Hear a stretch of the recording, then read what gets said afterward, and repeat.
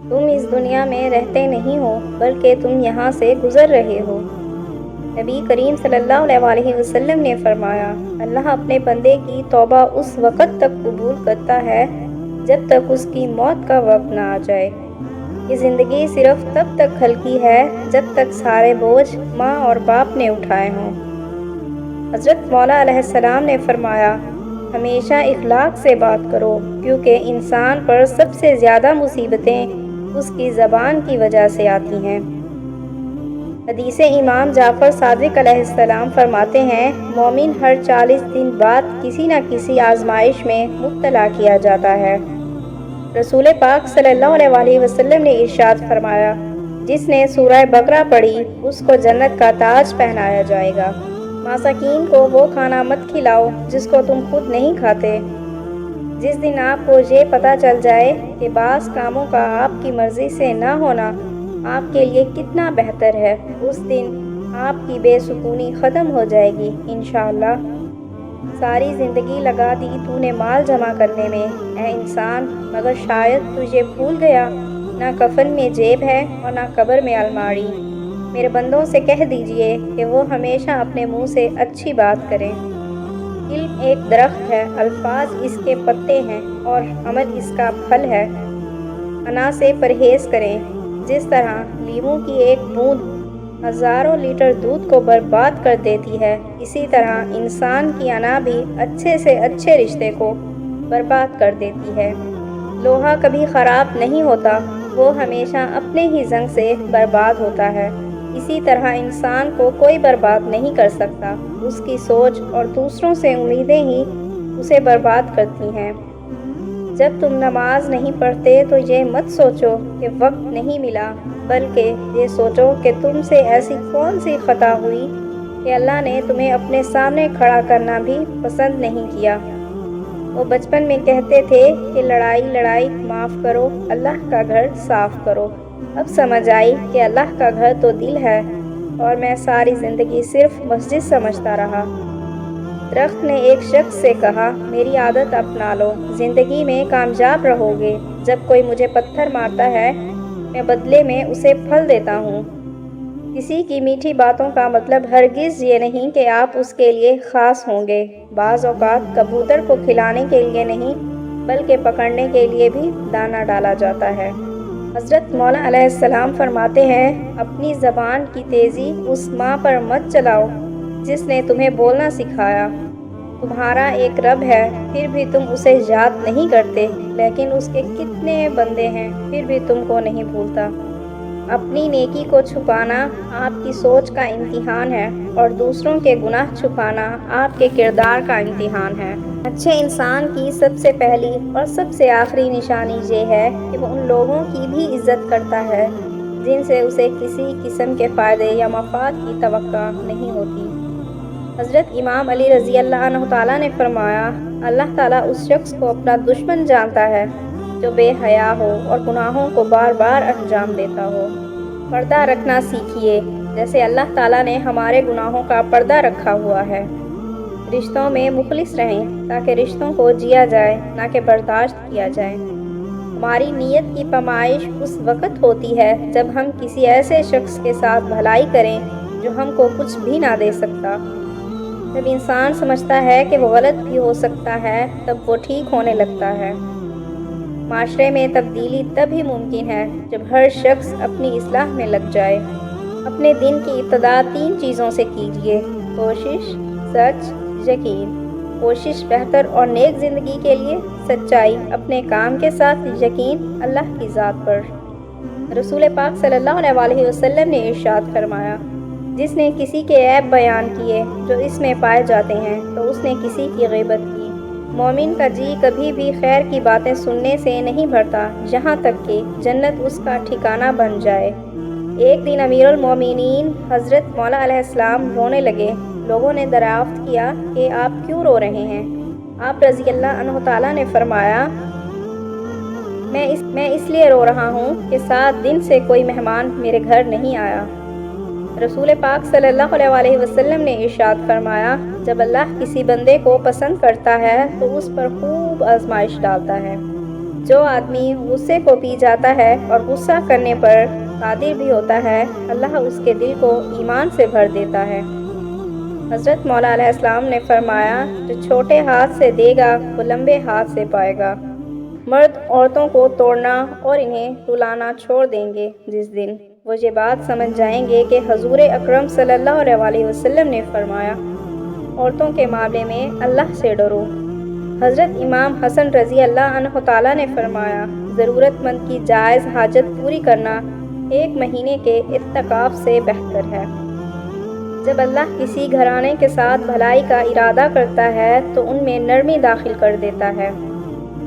رسول پاک صلی اللہ علیہ وسلم نے ارشاد فرمایا، پانی 3 سانسوں میں پینا زیادہ سیر کرنے والا، زیادہ شفا دینے والا، زیادہ بھوک لگانے والا اور زیادہ پیاس مٹانے والا ہے۔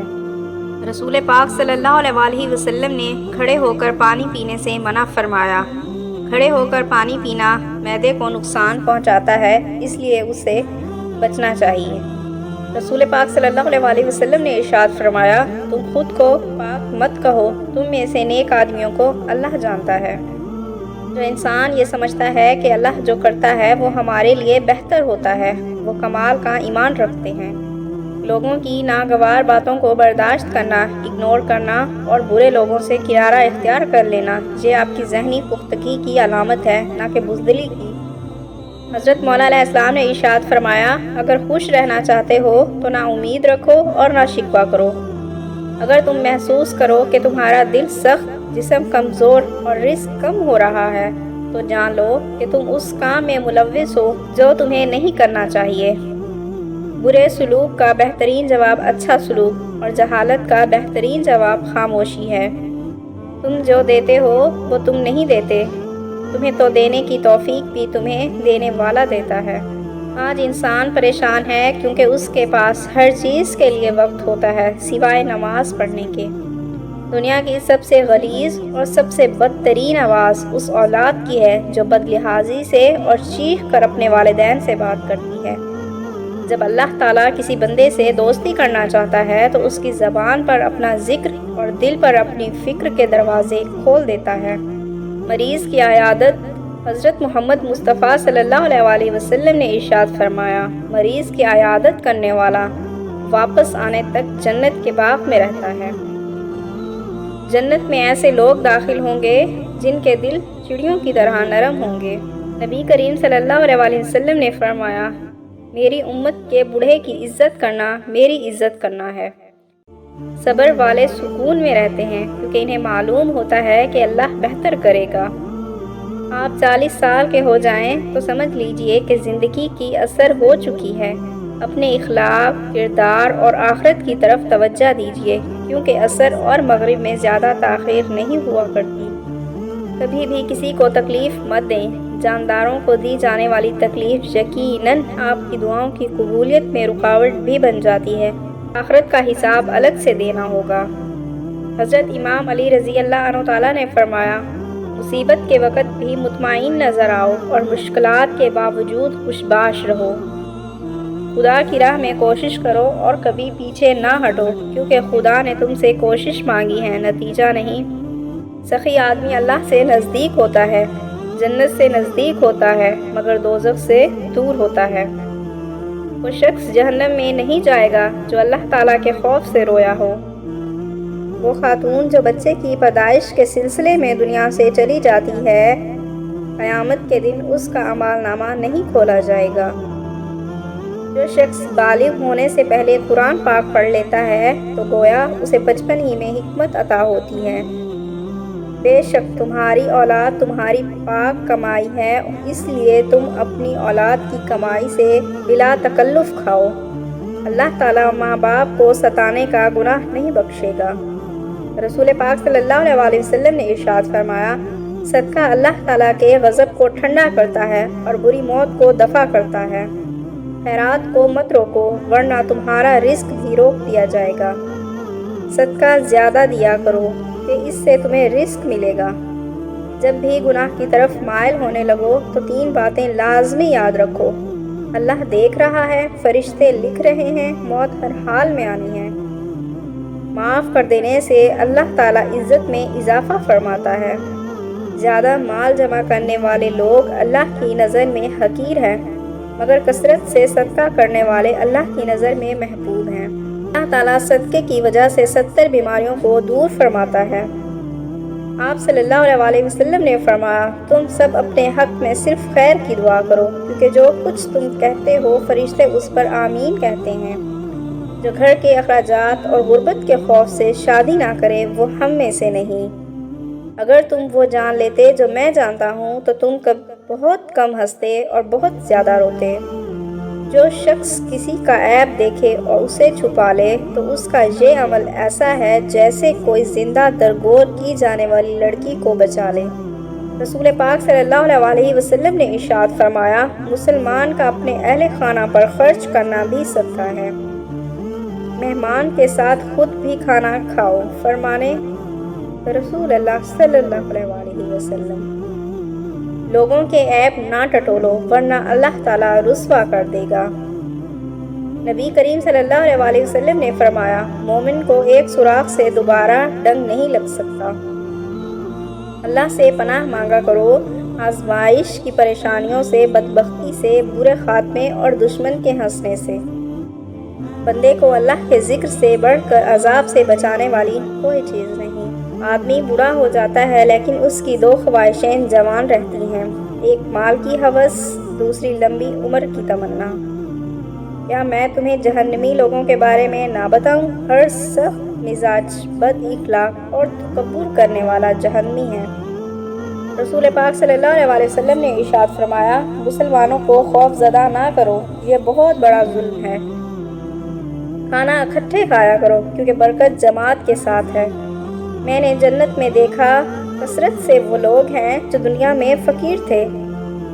رسول پاک صلی اللہ علیہ وسلم نے ارشاد فرمایا، مسلمان کی ناحق بے عزتی کرنا سود کھانے سے بھی بڑا گناہ ہے۔